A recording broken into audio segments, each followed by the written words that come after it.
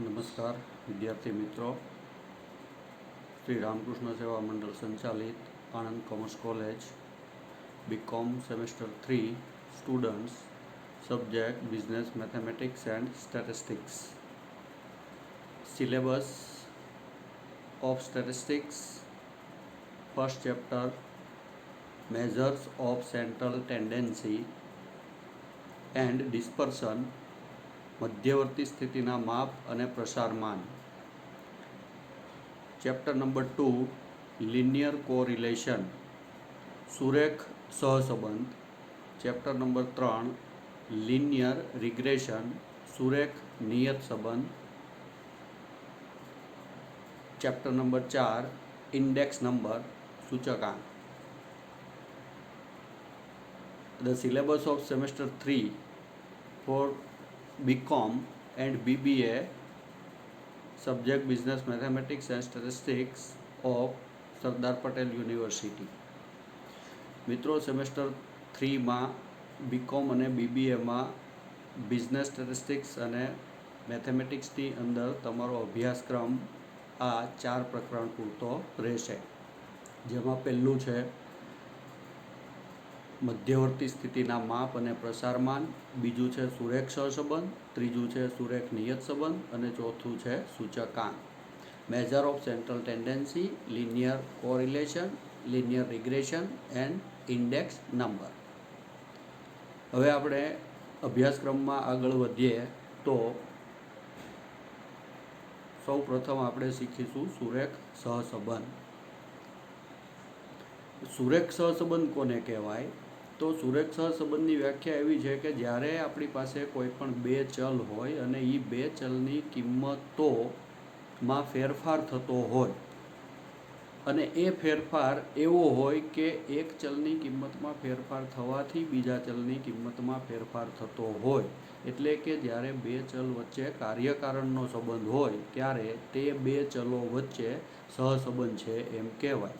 સહસંબંધ એટલે એવી વસ્તુ છે કે જ્યારે બે ચલની કિંમતમાં ફેરફાર થતો હોય અને એ ફેરફાર એવો હોય કે એક કિંમતમાં ફેરફાર થવાથી બીજામાં ફેરફાર થતો હોય ત્યારે એ બે ચલો વચ્ચે સહસંબંધ છે એમ કહેવાય। હવે સામાન્ય રીતે ચલ કોને કહેવાય? તો સાદી રીતે આપણે એવું કહી શકીએ કે હવે જે કોઈ વસ્તુને તમે સંખ્યાત્મક રીતે દર્શાવી શકો એને આપણે ચલ કહીએ છીએ। સામાન્ય રીતે ચલના બે પ્રકાર હોય છે, સતત ચલ અને અસતત ચલ। સતત ચલ એ એવી વસ્તુ છે કે જેમાં પૂર્ણાંક અને અપૂર્ણાંક બંને કિંમતો આવતી હોય। દાખલા તરીકે ઉંમર, તો કોઈની ઉંમર છે એ એક્ઝેક્ટ 40 વર્ષે હોય, એક્ઝેક્ટ 20 વર્ષે હોય, 20.1 હોય, 20.2 હોય, તો એમાં પૂર્ણાંક અને અપૂર્ણાંક બંને કિંમતો આવે, માટે એને સતત ચલ કહેવાય। જ્યારે અસતત ચલ એટલે કે એમાં માત્ર પૂર્ણાંક સંખ્યા જ આવે। દાખલા તરીકે છોડ ઉપર ઉગતા ફૂલોની સંખ્યા, તો એ હંમેશા પૂર્ણાંક જ હોય, 1 હોય, 2 હોય, 3 હોય, કાંઈ ન હોય તો 0 હોય। અથવા તો રોડ ઉપર થતા એક્સિડન્ટની સંખ્યા, તો એને કહેવાય અસતત ચલ। હવે આપણે શીખીએ સહસંબંધના પ્રકારો। તો સહસંબંધના મુખ્ય બે પ્રકારો છે, જેમાં ફર્સ્ટ છે એ છે ધન સહસંબંધ। હવે ધન સહસંબંધ કોને કહેવાય? તો કે જ્યારે બે ચલની કિંમતમાં સમાન દિશામાં ફેરફાર થતો હોય, એટલે કે એક ચલની કિંમત વધતી હોય તો બીજા ચલની કિંમત પણ વધે, અથવા તો એક ચલની કિંમત ઘટતી હોય તો બીજા ચલની કિંમત પણ ઘટતી હોય, ત્યારે તે બે ચલો વચ્ચે ધન સહસંબંધ છે તેમ કહેવાશે। દાખલા તરીકે ઊંચાઈ અને વજન, તમે જોશો જેમ જેમ ઊંચાઈ વધશે એમ એમ વજન પણ વધશે। ત્યારબાદ છે ઋણ સહસંબંધ। હવે ઋણ સહસંબંધ એટલે શું? તો કે ઋણ સહસંબંધ એટલે જ્યારે બે ચલની કિંમતમાં પરસ્પર વિરુદ્ધ દિશામાં ફેરફાર થતો હોય, એટલે કે એક ચલની કિંમત વધતી હોય તો બીજા ચલની કિંમતમાં ઘટાડો થતો હોય, અથવા તો એક ચલની કિંમત ઘટતી હોય ત્યારે બીજા ચલની કિંમતમાં વધારો થતો હોય, ત્યારે તે બે ચલો વચ્ચે ઋણ સહસંબંધ છે તેમ કહેવાશે। તો સહસંબંધના મુખ્ય બે પ્રકારો છે, જેમાં પહેલો છે ધન સહસંબંધ અને બીજો છે એ ઋણ સહસંબંધ। ત્યારબાદ બે ચલ વચ્ચેના સંબંધ સહસંબંધ શોધવાની જુદી જુદી રીતો છે, જેમાં પહેલી રીત છે એ છે વિકર્ણ આકૃતિની રીત, અથવા તો એને આપણે બીજી ભાષામાં કહીએ છીએ આલેખની રીત. હવે આ રીત માત્ર છે ને આલેખ ઉપર આધારિત છે. હવે આલેખ ઉપર આધારિત છે તો આપણને કેવી રીતના ખબર પડે? દાખલા તરીકે આપણી પાસે બે ચલ છે એક્સ અને વાય. હવે એક્સ ચલની કિંમત તમે જોશો તો એમાં છે 1 2 3 4 5, જ્યારે વાય ચલની કિંમત છે એમાં છે 2 4 6 8 10. હવે આ બંને ચલની કિંમતોને આપણે આલેખ પત્ર ઉપર દર્શાવીશું અને આલેખ પત્ર આપણને મળશે. એમાં બધા જ બિંદુઓ એક જ રેખામાં જણાશે અને એ રેખા ડાબી બાજુ નીચેથી જમણી બાજુ ઉપર તરફ જતી હશે. જો આ પ્રકારનો આપણને આલેખ જોવા મળે તો આપણે એવું કહી શકીએ કે બંને ચલ એક્સ અને વાય વચ્ચે સંપૂર્ણ ધન સહસંબંધ છે તેમ કહેવાય. ત્યારબાદ બીજો આલેખ છે, જેમાં આપણે જોઈશું કે બે ચલની કિંમતો આપણી પાસે છે એક્સ અને વાય. એક્સની કિંમત છે 1 2 3 4 5, જ્યારે વાય ચલની કિંમત છે 2 3 7 8 અને 10. આ બધા જ બિંદુઓને આપણે આલેખ પત્ર પર દર્શાવીએ અને આલેખ આપણને જે મળે છે જેમાં એક લાઈનને બદલે આપણને એક પટ્ટો મળશે અને એ પટ્ટો પણ તમે જોઈ શકશો કે ડાબી બાજુ નીચેથી જમણી બાજુ ઉપર તરફ જતો હશે. તો આવા કેસની અંદર બંને ચલો વચ્ચે અંશતઃ ધન સહસંબંધ છે તેવું આપણે અર્થઘટન કરીશું. ત્યારબાદ ત્રીજો જે ગ્રાફ છે એમાં સંપૂર્ણ ઋણ સહસંબંધ. માની લો કે આપણી પાસે બે ચલની કિંમતો છે. એક્સ ચલની કિંમત 2 4 6 8 10 અને વાય ચલની કિંમત છે 10 8 6 4 અને 2. હવે આ કિંમતોને આપણે આલેખ પત્ર ઉપર દર્શાવીશું અને આપણને જે આલેખ જોવા મળે છે એ આલેખમાં બધા જ બિંદુઓ એક જ સુરેખામાં છે અને જે સુરેખા ડાબી બાજુ ઉપરથી જમણી બાજુ નીચે તરફ જાય છે. તો આવા કેસની અંદર બંને ચલો વચ્ચે સંપૂર્ણ ઋણ સહસંબંધ છે એવું આપણે અર્થઘટન કરી શકીએ. ત્યારબાદ અંશતઃ ઋણ સહસંબંધ. હવે અંશતઃ ઋણ સહસંબંધમાં શું છે કે બંને ચલની કિંમતો આપણી પાસે જે છે, જેમાં એક્સ ચલની કિંમત છે 1 3 4 6 અને 9, જ્યારે વાય ચલની કિંમત છે 10 9 5 4 અને 2. આ બંને ચલની કિંમતોને આપણે આલેખ ઉપર દર્શાવીએ અને આપણને આલેખ જે જોવા મળે છે તેમાં એક સુરેખાને બદલે એક પટ્ટો આપણને જણાશે અને જે પટ્ટો પણ ડાબી બાજુ ઉપરથી જમણી બાજુ નીચે તરફ જતો જાય છે. તો જો આ પ્રકારનો આપણને આલેખ જોવા મળે તો બે ચલો વચ્ચે અંશતઃ ઋણ સહસંબંધ છે તેવું આપણે અર્થઘટન કરી શકીએ. ત્યારબાદ સહસંબંધનો અભાવ અથવા તો શૂન્ય સહસંબંધ અથવા તો બંને ચલો સ્વતંત્ર છે. હવે આપણી પાસે એક્સ ચલની કિંમત છે 1 4 8 2 5 10 અને 6. વાય ચલની કિંમત છે 10 8 1 6 9 6 6. હવે આપણે આ બિંદુઓને આલેખ પત્ર ઉપર દર્શાવીશું અને આપણને જે આલેખ જોવા મળે છે એ આલેખમાં તમે જોઈ શકો છો કે બધા જ બિંદુઓ છે એ એક લાઈનમાં પણ નથી અને એક પટ્ટામાં પણ નથી, પરંતુ આખા ગ્રાફની અંદર વિખરાયેલા માલુમ પડે છે, અસ્તવ્યસ્ત જોવા મળે છે. જો આ પ્રકારનો આપણને ગ્રાફ મળે તો આપણે એવું અર્થઘટન કરી શકીએ કે બંને ચલો એક્સ અને વાય સ્વતંત્ર ચલ છે અથવા તો એક્સ અને વાયની વચ્ચે સહસંબંધનો અભાવ છે અથવા તો બંને ચલ વચ્ચે શૂન્ય સહસંબંધ છે એવું આપણે અર્થઘટન કરી શકીએ. હવે મિત્રો, આ જે વિકર્ણ આકૃતિની રીત છે એ વિકર્ણ આકૃતિની રીતથી માત્ર આપણને બે ચલ વચ્ચેના સંબંધનો અભ્યાસ કરી શકીએ છીએ કે ભાઈ બે ચલ વચ્ચે ધન સહસંબંધ છે તો સંપૂર્ણ છે અથવા તો અંશતઃ છે. બે ચલ વચ્ચે ઋણ સહસંબંધ છે જે સંપૂર્ણ છે અથવા તો અંશતઃ છે. બે ચલ સ્વતંત્ર છે જે માત્ર આપણે અભ્યાસ કરી શકીએ છીએ, આપણને એક્ઝેક્ટ માપ મળતું નથી. એટલે વિકર્ણ આકૃતિ માત્ર આપણે બે ચલનો બે ચલ વચ્ચેના સહસંબંધનો અભ્યાસ કરી શકીએ છીએ. તમારે એક્ઝામની અંદર ક્વેશ્ચન એવો પૂછાય છે કે સહસંબંધની વિકર્ણ આકૃતિની રીત સમજાવો, તો એની અંદર તમારે આ 5 ગ્રાફ દોરવાના છે અને આવી રીતના તમારે એનું અર્થઘટન કરવાનું છે. અને ગ્રાફ દોરી અને દરેક ગ્રાફનું અર્થઘટન કરવાનું છે. જો પહેલો પ્રકારનો ગ્રાફ તમને મળશે કે પહેલા પ્રકારના ગ્રાફની અંદર તમે જોશો તો બધા જ બિંદુઓ એક જ સુરેખામાં જણાશે અને એ સુરેખા ડાબી બાજુ નીચેથી જમણી બાજુ ઉપર તરફ જતી હશે. ત્યારબાદ બીજા પ્રકારનો ગ્રાફ છે, એમાં આપણને એક પટ્ટાને બદલે એક રેખાને બદલે આપણને એક પટ્ટો મળશે. એ પટ્ટો પણ આપણને ડાબી બાજુ નીચેથી જમણી બાજુ ઉપર તરફ જતો જણાશે. તો બે ચલ વચ્ચે અંશતઃ ધન સહસંબંધ છે. ત્યારબાદ આપણને ત્રીજો ગ્રાફ મળે તો એમાં આપણે સંપૂર્ણ ઋણ સહસંબંધ, એમાં બધા જ બિંદુઓ એક જ સુરેખામાં અને એ સુરેખા છે એ પાછું ડાબી બાજુ ઉપરથી જમણી બાજુ નીચે તરફ જતી હોય. ત્યારબાદ ચોથા પ્રકારનો ગ્રાફ છે, એમાં એક લાઇનને બદલે આપણને એક પટ્ટો મળશે અને એ પટ્ટો પણ ડાબી બાજુ ઉપરથી જમણી બાજુ નીચે તરફ જતો જણાશે.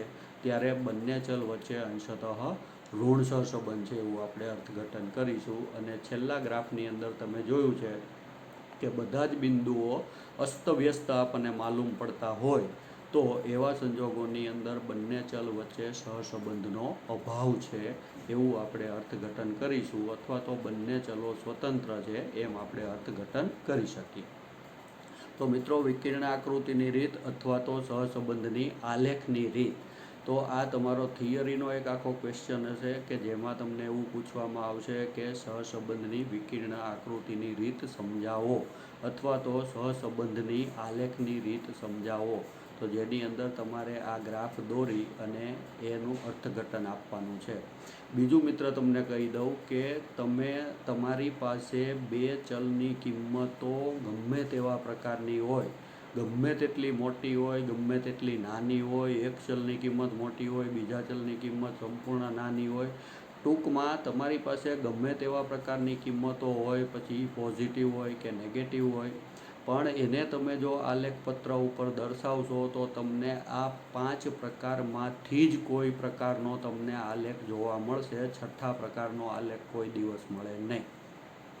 એટલે ગમે તેવા તમારી પાસે ચલની કિંમતો હોય અને તમે આલેખપત્ર ઉપર દર્શાવો એટલે આ 5માંથી જે પ્રકારનો આલેખ તમને જોવા મળે એ પ્રમાણે અર્થઘટન કરવાનું છે. તો આ સહસંબંધની આપણી છે વિકર્ણ આકૃતિની રીત.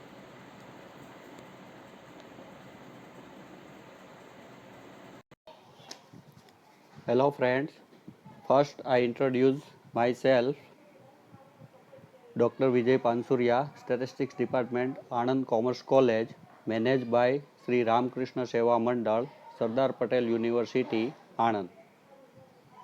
This video specially for BCom and BBA semester 3 students of Sardar Patel University, subject Business Mathematics and Statistics. Now I deal with our subject.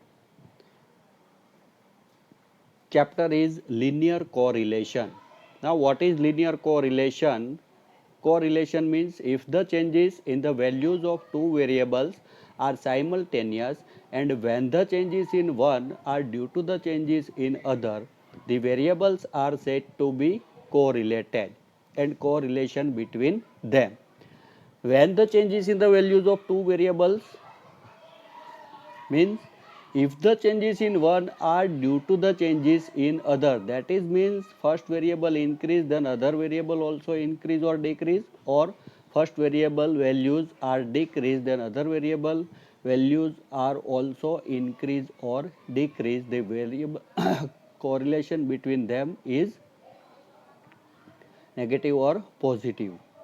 For example, height and weight are two variables. Second one example is income and expenditure. Now second point is types of correlation.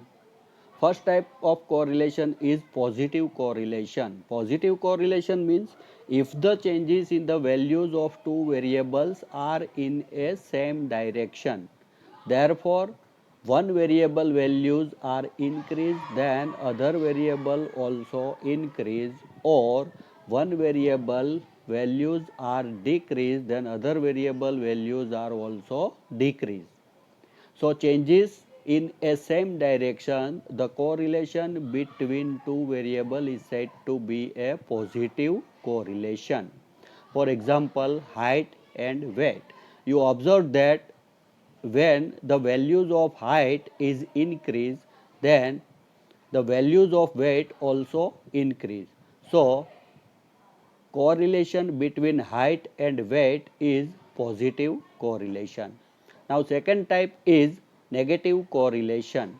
Negative correlation means if the changes in the values of two variables are in a opposite direction, therefore one variable increase, then the values of other variable is decrease, or if the values of one variable decrease, the value of other variable is increase. So changes in a opposite direction of two variables, then the correlation between two variables is said to be a negative correlation. Now next point is method of correlation. There are different method of correlation. First one is scatter diagram method, or it is also known as graphical method. The first point of graphical method is perfect positive correlation. Perfect positive correlation means if you have two variable x and y and different values of x and y is in this screen 1, 2, 3, 4, 5 values of x and values of y 2, 4, 6, 8 and 10. Now these values are represented in a graph, and you observe that all the points in a one straight line, and straight line running from lower left hand corner to upper right hand corner. That means the correlation between x and y is perfect positive correlation.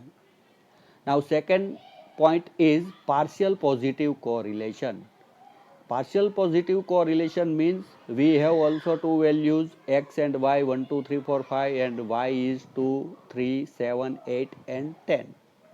These values are plotted in a graph, and graph so obtain all the points in a one belt, not a single line, and belt also running from lower left hand corner to upper right hand corner. Therefore the correlation between x and y is said to be a partial positive correlation.